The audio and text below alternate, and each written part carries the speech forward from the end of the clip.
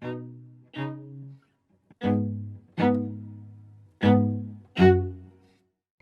everybody. My name is Casey Rawson. My pronouns are she, her, hers, and I am a teaching assistant professor here at SILS. I'm also a graduate of our MSLS program and our PhD program, so I've been here a while. If you're not quite sure what a teaching assistant professor is, and there's no reason you should know that, basically what it means is that unlike most of my colleagues, I don't have a formalized research agenda. Instead, most of my work is focused on teaching. And that also means that I teach a lot of courses. So the ones that I teach regularly include research methods, proposal development, library instruction, library assessment, and the school library media field experience.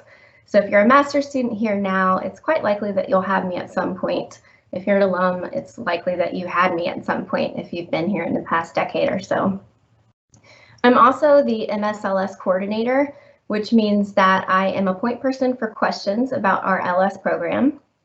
And along with my counterpart, Brad Heminger, who is the IS coordinator, we're working to hopefully get some changes or revisions to the master's curriculum accomplished this year. I do still keep my toe in the water of research, so my interests there include equity and inclusion in library services, especially library services to youth, and LIS education. So my favorite thing about these talks so far has been learning more about my colleagues and their interests outside of work and how they got to SILS. There's just not enough time in the normal course of work to have those kinds of conversations. So I thought I would start there too and then talk a little bit about my teaching. So I'm a North Carolina native, almost accidentally. So my dad was in the military. And unlike most military folks who get moved around the country, maybe even the world every few years, he was actually stationed in the same place for the entire 22 years of his military career, and that place happened to be Fort Bragg, North Carolina. So that's where I grew up.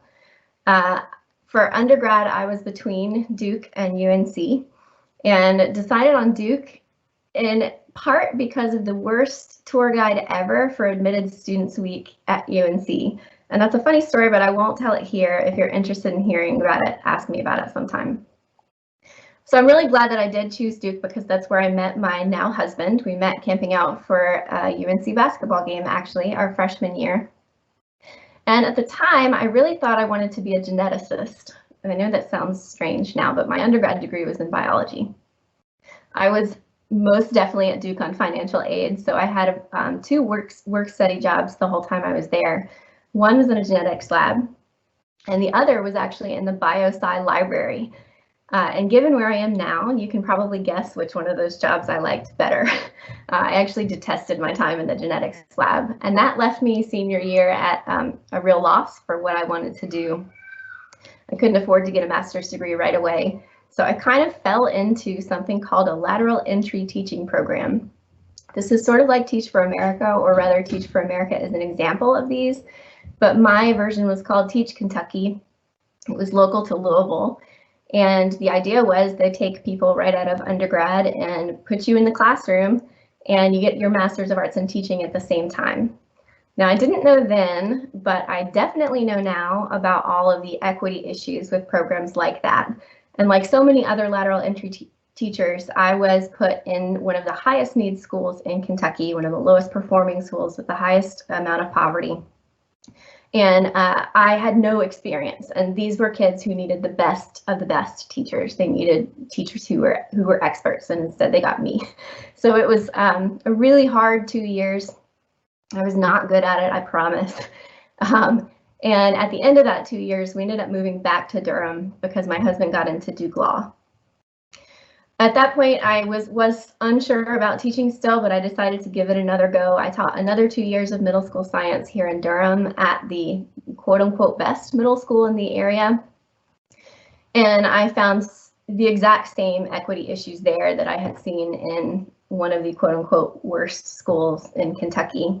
And I was really burnt out at the end of my 4 years. I loved the actual teaching, but not everything that surrounded it. So I was once again at this professional crossroads. I thought back through all the jobs I'd had in the past, starting at age 16, and what I liked about them and what I didn't like. And I remembered that job at the biosci library and how much I had loved that. So I thought, well, maybe I can combine actual teaching and my love of library work and become a school librarian. So that's what eventually drew me to SILS. My original intent here was to just do the MSLS and then go be a school librarian.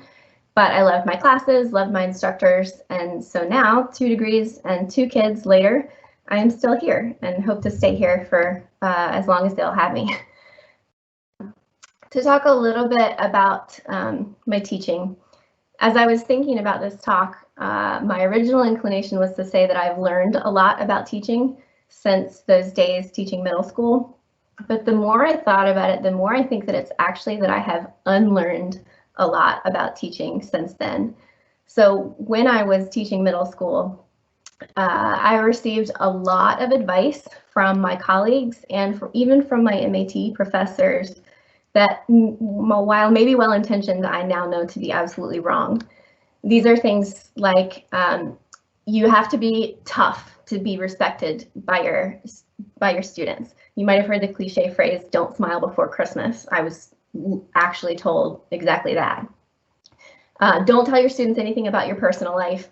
Don't ask about theirs. You're not there to be their friend. They'll lose respect for you if you do that. Never say that you don't know the answer to something. Similarly, they'll lose respect for you. And teaching is like acting. You're on the stage playing a role. Now, if you know me at all, you will know that I had a terrible time trying to follow that advice. But these were people with decades of teaching experience on me, and they scared me badly enough that I did at least try some of it.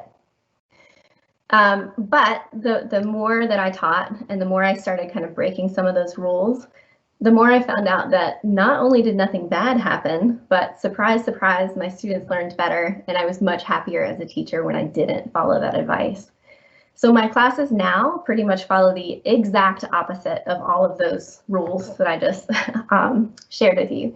I do try to get to know my students as individuals and as whole people, and I share a lot, maybe a little more than I should, about my own life and feelings with them. I do not consider myself to be the expert or the authority in the room, and I say I don't know all the time. I encourage my students to question me, to ask questions that don't have answers, to question the things that we read, and to question the systems that we all live in and are part of and help to uphold in our library and information work. I am a terrible actor, just an utterly awful actor, so I don't try to do that anymore, and that was one of the biggest reliefs when I finally gave that up. If I am sad or tired or hangry or frustrated, my students are probably going to know because I'm not good at hiding things. But I also try to create a space where my students feel comfortable sharing their own emotions, because at the end of the day, we're all humans. And I found words for this type of teaching: critical feminist pedagogy. So that is the type of teacher that I try to be every day when I step into my classroom, or these days when I hit the button to join the Zoom room. So if you take a class with me, we will talk about power and systemic inequity and how that shapes our work as LIS professionals. We'll learn about standard tools for approaching our professional work, but we'll also critique those tools and try to imagine tools that might be more equitable and more just. And yes, we will also probably talk about our pets and the food that we like and what we're doing over the weekend and our fun hobbies. So I have about a minute and 15 seconds left. I'll quickly share some of my own hobbies with you. You can probably see behind me what I call my Cadillac sewing machine. It's huge. My favorite hobby is sewing, and specifically quilting, and that's what I can most likely be found doing late at night after my kids are in bed. I also like crochet, particularly amigurumi, which are little stuffed animals, and I'm currently working my way through Star Wars. Here's Chewie and Leia, courtesy of Sandra, who gave me a kit. Sandra Hughes Hassel gave me a kit to do that, so thanks, Sandra. I really also like video games, especially old school video games. We have an original Super Nintendo and an original Nintendo in the house, and I still really just love playing those old video games. It makes me happy. Of course, these days, most of my hobbies involve managing the remote learning of my 5- and 8-year-old, which is much less fun than any of that other stuff. So if you're a current master's student watching this, I hope to have you in class soon. If you're an alum who had me as a professor before, I'm sorry if I hadn't yet unlearned some of those bad rules when I taught you. And I really hope that you're all doing as well as possible in these really strange times. Thanks.